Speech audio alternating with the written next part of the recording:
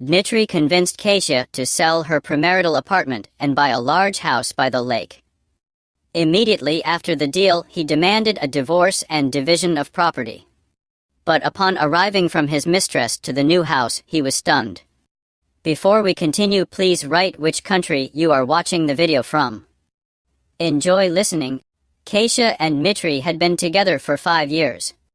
Their relationship seemed idyllic, like something out of a glossy magazine. Katya's apartment, inherited from her grandmother, was tastefully decorated and seemed like a cozy nest where peace and harmony always reigned. Friends and acquaintances envied their harmony, considering them an exemplary couple. Katya, who worked as an accountant in a small firm, valued stability and domestic comfort. Dmitry, on the other hand, was full of ambition and plans, striving for new heights in his career as a sales manager. One day, Dmitry brought up the topic of country living. "Katya, I've been thinking," he said, looking at her intently. "What if we sell your apartment?" Katya raised her eyebrows in surprise. The apartment was more than just square footage. It held the warmth of memories, the scent of childhood, and a sense of security. "Sell the apartment? Why, Dima? We're happy here," she replied, putting the cups in the dishwasher. Dmitry approached her, hugged her shoulders, and gently kissed her temple. "You see, I want us to have something bigger, to be able to go out into nature, breathe fresh air, and enjoy the silence. I found a wonderful house by the lake not far from the city. Imagine your own garden, a sauna, fishing, it's a dream." Katya pondered. She had always enjoyed country trips and picnics in nature, but the thought of selling the apartment seemed radical to her. "A house by the lake sounds great, but the apartment is my guarantee, my insurance in case something goes wrong," she said. Dmitry frowned. "Come on, don't be such a pessimist. Everything will be great. We're together, we're a family. Could I possibly let you down? Besides, the money from selling your apartment will be excellent starting capital for our shared future. We can renovate the house and furnish it to our taste. Imagine how great it will be to spend weekends there with friends," he said so convincingly and sincerely that Katya began to doubt her own judgment. She wanted to believe in his dream, in their happy future. "Tell me more about this house," she asked, feeling her resistance slowly fading. Dmitry brightened up. He took out his laptop and opened the listing. It was a 2-story log cabin with large windows and a spacious terrace. A well-maintained lawn surrounded the house, and a few steps away the lake sparkled. "So what do you think?" Dmitry asked eagerly, looking at Katya. Katya was enchanted by the photos. The house was beautiful. She imagined them spending summer evenings there, grilling kebabs and admiring the sunset. "It's very beautiful," she whispered. "See, I told you," Dmitry exclaimed, hugging her tighter. "This will be our little paradise, our home, our fortress." In the following weeks, Dmitry couldn't stop talking about the house by the lake. He shared his plans and dreams, imagining them tending the garden together, building a sauna, and hosting guests. He showed her photos of interiors, discussed renovation and design options, and Katya, swayed by his persistence and her own dreams of a happy family life, gradually gave in. She wanted to believe that Dmitry truly loved her and cared for her well-being. The decision was made: Katya would sell her apartment and invest all the money in buying the house by the lake. Katya took on all the hassles related to the sale and purchase. She found a realtor, agreed on the price, and handled all the necessary documents. The deal went smoothly and successfully. The apartment was sold for a good price, and the money was deposited into the account. Katya, slightly nervous, asked Dmitry, "Dima, when will we finalize the purchase of the house?" "The apartment is already sold. Don't worry, everything is under control," Dmitry replied with a smile. "I've already agreed with the seller. All that's left is to sign the purchase agreement." Soon the deal was completed, and they became the happy owners of a country house. Katya was overjoyed. It seemed like her dream had come true. Moving into the new house was like a fairy tale.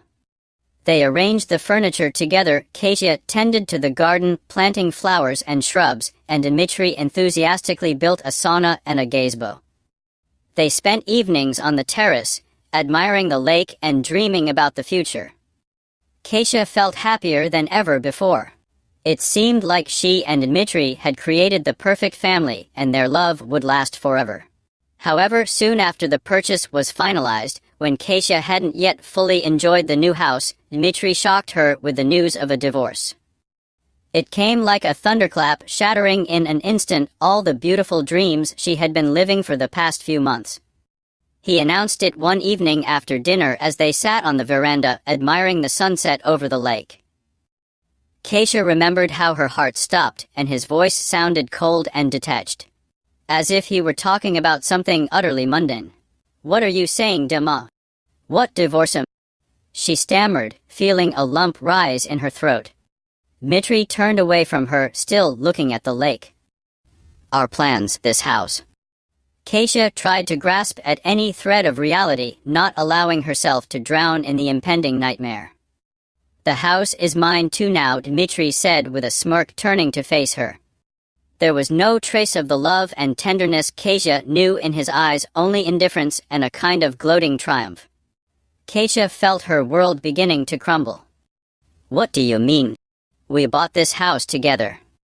All the money from my apartment went into it," she said, her voice trembling. Dmitry shrugged.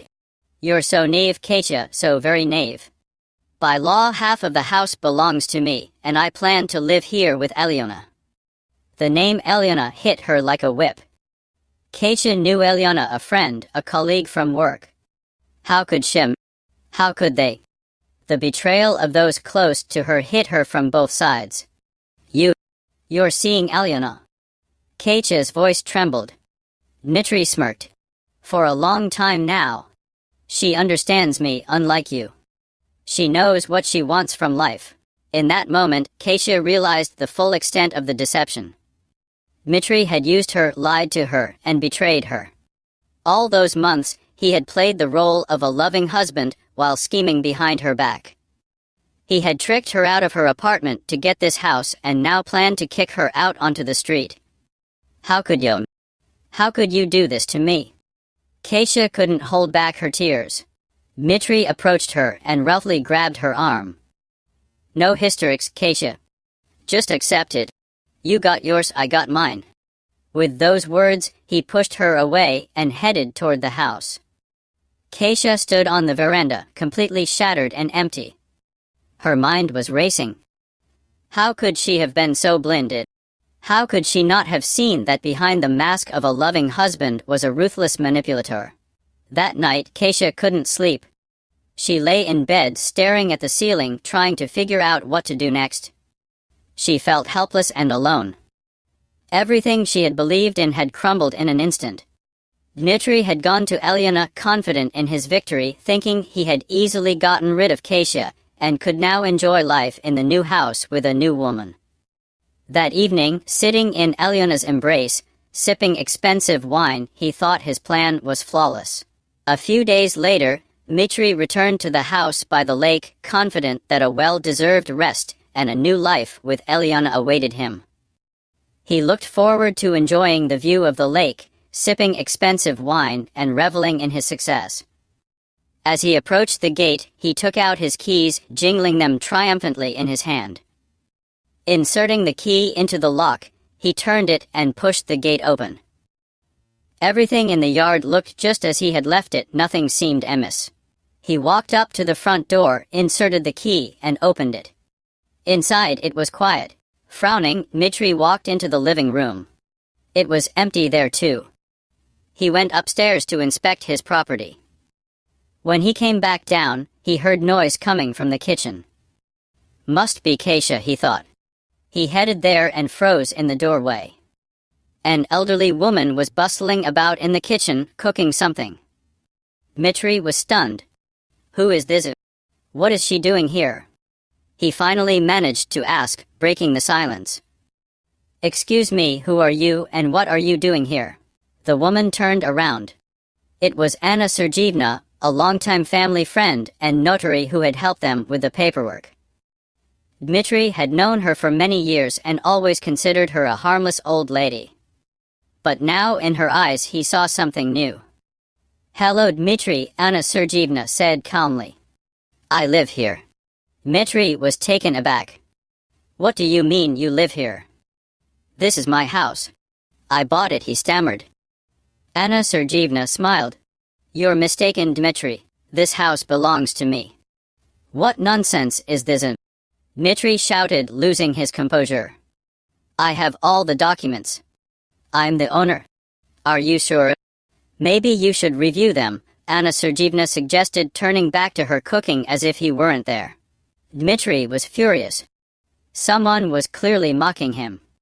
He lunged at her and grabbed her arm. "Explain right now what's going on, or I'll call the police," he threatened. Anna Sergeyevna calmly freed herself from his grip. "There's no need to waste time, Dmitri. Better look at the documents." "They're with me," she said, pointing to a folder on the table. Dmitri snatched the folder and began frantically flipping through the pages. "Here's the purchase agreement." "What is this? A deed of gift to Anna Sergeyevna?" He reread it carefully. Everything was correct. The house had been gifted to Anna Sergeyevna the day after the purchase. The notary's signature and seal were in place. Dmitri's strength left him. "How is this possible?" "I don't understand," he muttered, looking up at Anna Sergeyevna. "How did this happen?" "It's a long story, Dmitri," Anna Sergeyevna replied without looking up from her cooking. "But in short, your wife turned out to be smarter than you thought. Katya may not understand these matters, but she sensed something was wrong when you persuaded her to sell her apartment. She came to me for advice, and we decided to take precautions." Dmitri stood there, thunderstruck. He couldn't believe what he was hearing. Katya, his meek and obedient Katya, had outmaneuvered him. But why? Why would she do this? He asked, feeling his anger turn to despair. "To protect herself, Dmitri," Anna Sergeyevna replied. "So that you wouldn't leave her with nothing. She knew you were capable of deceit. Don't lie to yourself, Dmitri. I've known you for many years. I've seen how you look at women, how you treat money. I knew that sooner or later you would try to deceive Katya." Dmitri was silent. He knew Anna Sergeyevna was right. He had planned to leave Katya with nothing, thinking she was a knave fool who could be easily deceived. But he had miscalculated. "What now?" he asked, feeling crushed. "Now leave, Dmitri," Anna Sergeyevna said. "This is my house, and I don't want to see you here." Dmitri stood there stunned. He had lost everything, the house, his wife, all because of his own stupidity and greed. He looked at Anna Sergeyevna. There was not a shred of sympathy in her eyes. He realized he had lost. Leaving the house, he got into his car and stared at the lake. It seemed so calm and serene, as if nothing had happened. But for Dmitri, the world had collapsed. He thought of Alyona and dialed her number. After a few rings, he heard her voice. "Alyona, it's me, Dima," he said. "Dima? What do you want to—" Alyona's voice held no joy. I wanted to talk. I have some problems," he stammered. "Problems? What do I care about your problems?" Alyona scoffed. "You tried to deceive your wife and got caught. You're such a fool, Dima." "Alyona, please," Dmitri begged. "I lost the house." There was silence on the other end, and then Alyona burst into laughter. "You're joking, right? You wanted to deceive your wife, and now you're the one who got played. You're such an idiot, Dima.